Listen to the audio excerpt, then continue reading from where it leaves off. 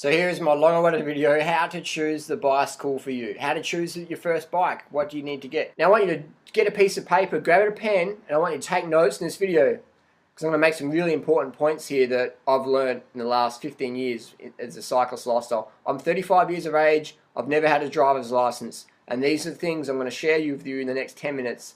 They're going to save you so much time, money, fitness, and everything. So get a pen and paper, please take notes. Thanks. First of all, you've got to ask your question, what sort of riding do you want to do? Are you going to be on the road? Are you going to be in the mountain bike trails?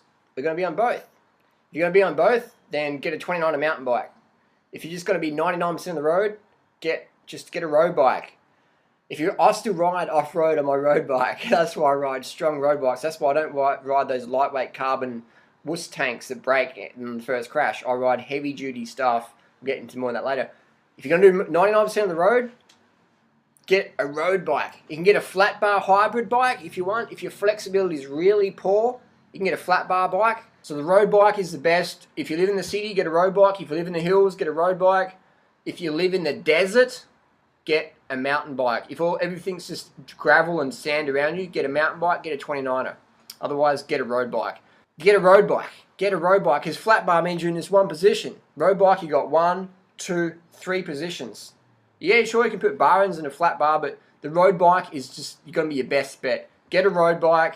Don't listen to any salesperson that treats you like some moron who can't ride a bike. Get a road bike, and here's the bottom line. Find a bicycle shop that specializes in bike fit. I don't care how light your bike is or how cheap you got it. If it doesn't fucking fit you right, you got ripped off. You wasted your money. You got to get the bike fit. If you're on holiday in some country that doesn't have specialist bike fitting stores, then just buy a $500 road bike or a $600 road bike and cross your fingers it's the right size, and then when you get home you can get a specialist bike fitter to fit you up right.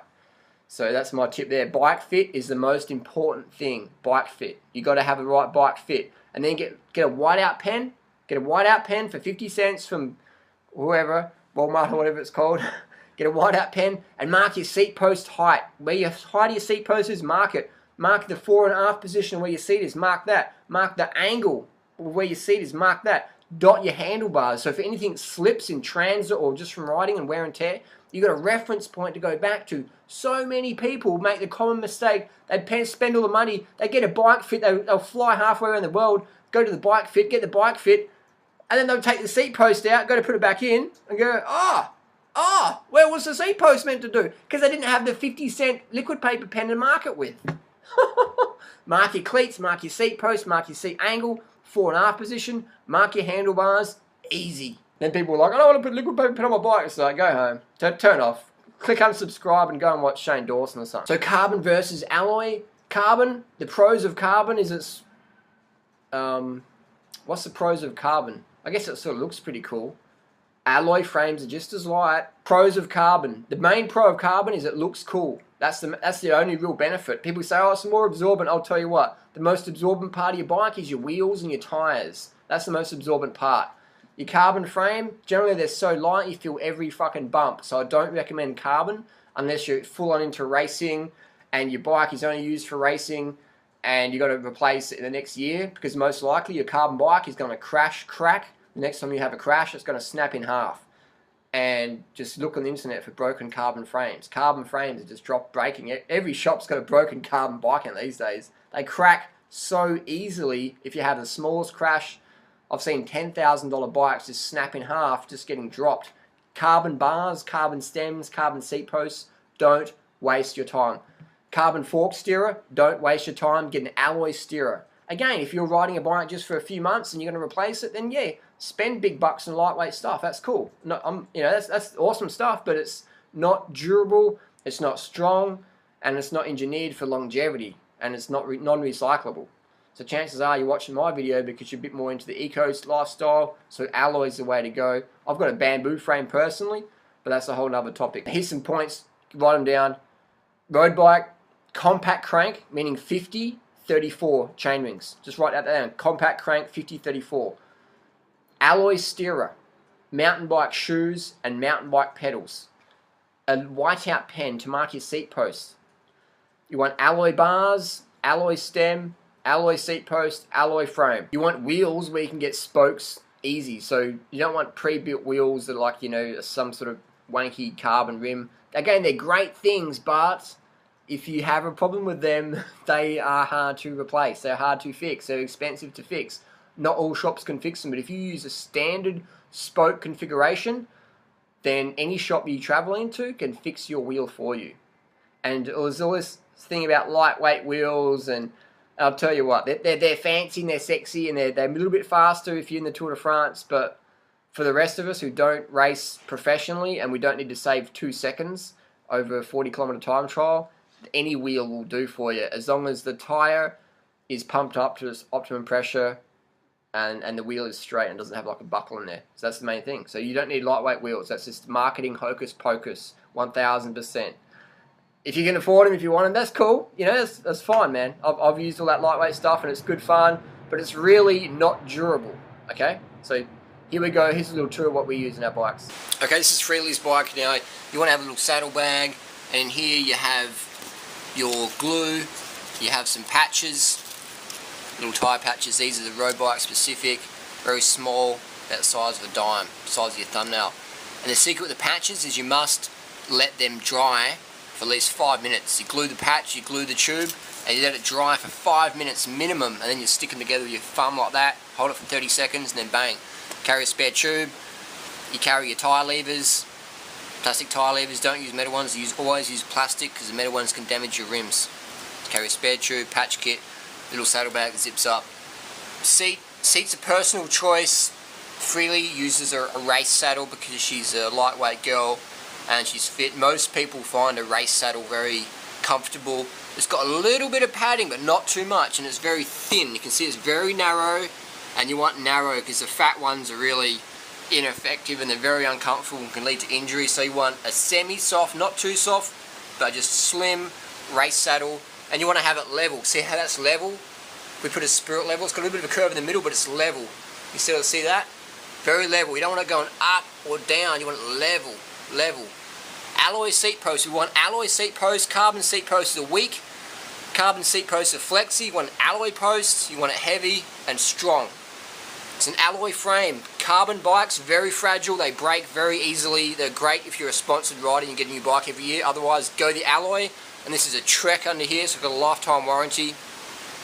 Pedals, we use the XDR pedal. Very strong pedal, very good bearing system. And the cleat lasts forever.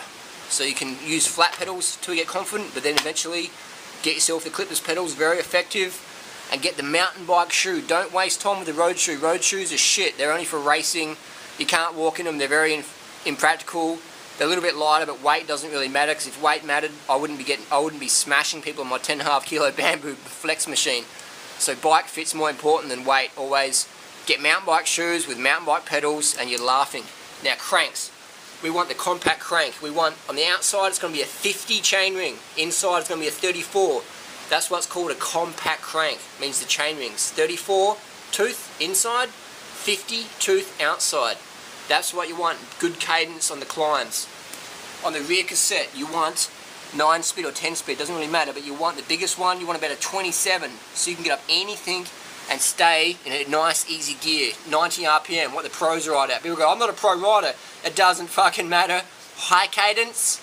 Easy pedaling, up steep climbs, what works. If you're on drugs and EPO, steroids, whatever, or if you're an absolute newbie, high cadence works for you. We don't use carbon rims because carbon rims suck because they break easy. Again, they're great if you're racing and you're in the Tour de France and you're getting free rims every week, but for everyone else, the alloy rim's great because they wear very well and you can recycle them when you finish with them. Brakes, whatever. And the fork, here's a fork. This is a carbon fork down here, but it's got an aluminium centerpiece and it's got an alloy steerer. So this is a steerer tube. This part that goes through here, that's called a steerer tube.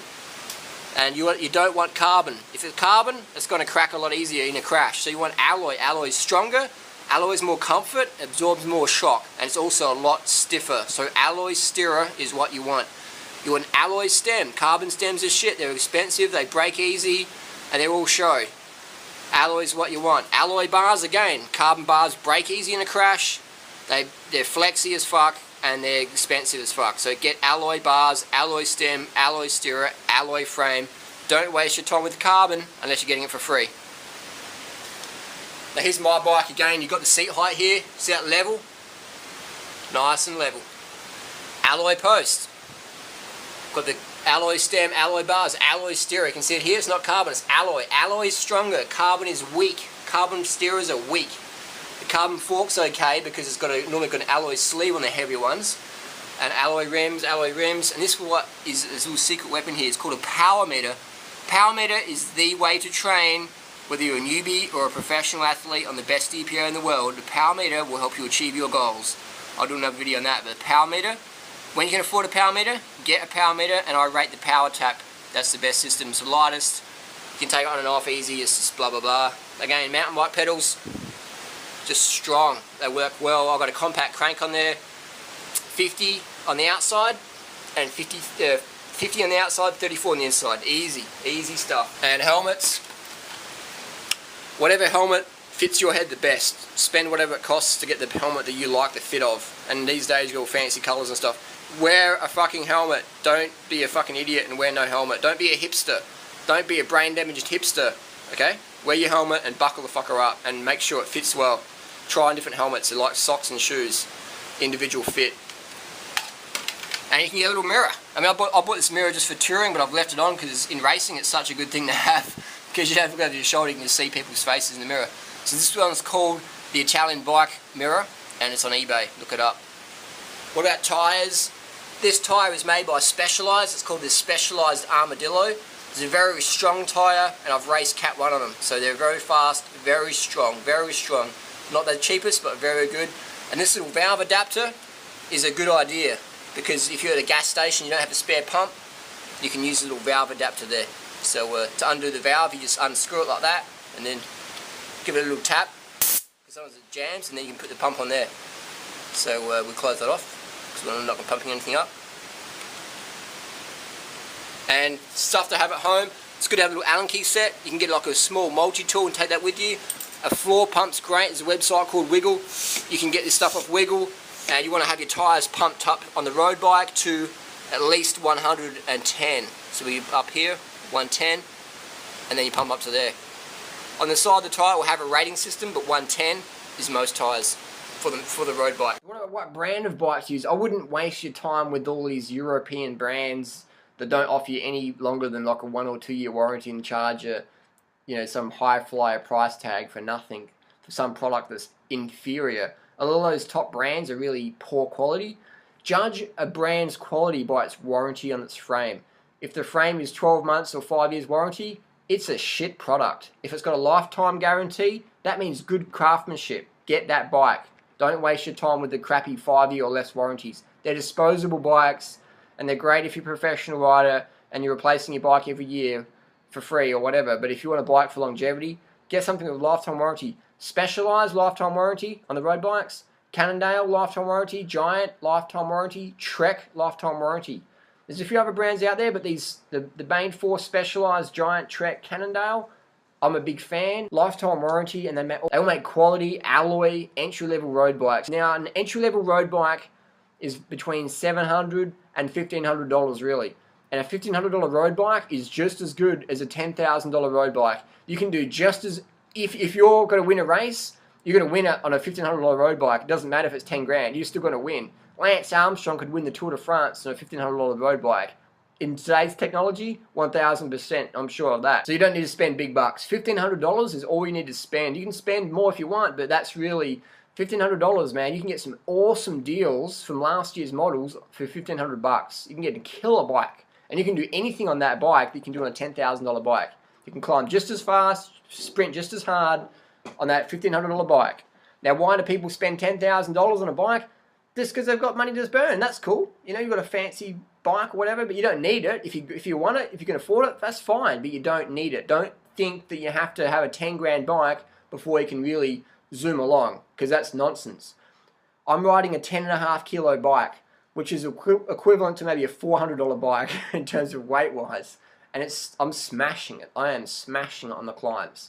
So you don't need a super light bike. You need a bike that fits you and that works well with the tyres pumped up and the chain clean. That's all you need. A bike that fits and is maintained well. That's all you need. And you're going to need a drink bottle. I use the Camelback. This one's called the Camelback Podium. It's got a great little thing you can turn it off so you can have it in your backpack. It won't leak. Over my MacBook, doesn't leak. Now that's what you call confidence. Great product. It's BPA free, meaning it's a better quality plastic, not as toxic. People go, I don't use plastic, I use glass bottles on my bike. I'll tell you what, don't ride with me if you're using glass, because chances are you're going to have a crash sometime, and drink bottles made out of glass are not designed for safety glass. They're not like windscreens that just shatter into little pieces. A glass drink bottle on the bike or your backpack is a fucking death weapon. Please use plastic bottles. The Camelback Podium is my pick. You need a bottle. You need to stay hydrated. If you let your mouth get dry, you're going to increase your chance of dental cavities. Always have a moist mouth. Please. Drink your water, just sip it. Always keep your mouth moist, and always be piss and clear at least every 2 hours. If your urine is yellow or straw, you need to drink more. Your urine always should be clear at least every 2 hours. Go and water the bushes. Stop, wee, get back on, and keep on cranking. Hydration is key. Because if you get dehydrated, you're going to store more fat. You're going to store more toxins in your fat cells, which means your ass is going to get bigger, your neck's going to get bigger, your gut's going to get bigger. If you keep getting dehydrated, you're going to be more toxic, you're going to be more acid, and that's going to increase your weight gain, your fat gain, and your fluid retention. Always stay hydrated. Just hydration is key. So that's it. Thanks for watching. Just a quick recap. We want a road bike, if you're going to do it on the road. We want alloy bars, stem, steerer, seat post. Alloy is the strongest. It's the best material to use. It absorbs more road shock than carbon. Don't believe the hype. Test ride, then decide. Alloy is the way to go. More durable, cheaper, just better engineering. Carbon's fragile, breaks, but looks cool until it's broken. You want to have a drink bottle always. The Camelback Podium is my little tip there. Camelback Podium. Good website to get bike parts from is Wiggle, because they ship really quick stuff, and Wiggle's just awesome to deal with. Got the wrong product, send it back. Thanks for coming. Fantastic, cheap, super cheap, big range, and awesome customer service. That's what you want now, customer service. You want a bike fit. You want a bike that fits you properly, so invest heavily in your local shop who is good at expertising in bicycle fit. Shop around, read on forums. You want the bicycle fit. You want to mark your seat post where your height is. You want to mark your cleats, things like that.